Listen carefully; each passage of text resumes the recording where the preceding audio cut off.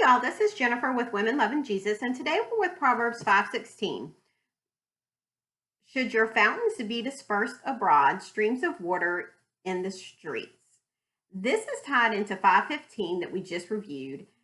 And just like 5:15, the words actually are a symbol of something else.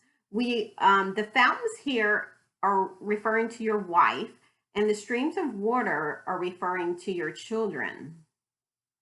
So what it's saying that is if your wife comes from God, which is what God would like, he intends to put people together and not have it your own choice. And then he blesses your children and allows you to have children if that is his will, or he gives you another purpose if children is not in his will and gives you joy from that other purpose, then it will be seen.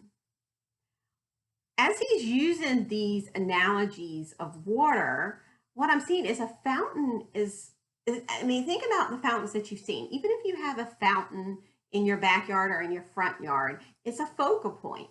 If you go into a city or a town and you see a fountain, it's a focal point. People can see it. The water that's coming from you can see the direct correlation between the fountain and the water coming from it and where it flows, but it's all coming from that center that is the fountain itself. This was being correlated in my mind as I was thinking about some of the emotional affairs that just come into my office as a therapist, and even some of the things that I hear. One time someone was telling me that a family member had gotten married in secret. I mean, they were not saved. They were living with the significant other. They had children together, and they legally got married on a piece of paper and told nobody. And then with the emotional affairs, it's a lot of times pushing your spouse aside, pretending that they're not really there. I think what God is saying in these scriptures, which make emotional affairs and this secrecy so harmful, is when he has put people together, it's meant to be on display. It's meant to be on display for his glory. It's not supposed to be meant to be hidden away.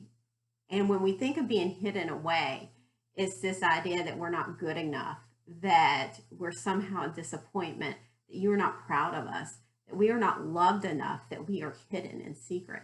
And with an emotional affair, there's this part that you're denying this spouse that you're supposed to love, and they're being hidden away. And that's why it hurts. And people don't really understand that, because deep down, when there is a secrecy wrapped up and around that you say that you love, then it's really harmful.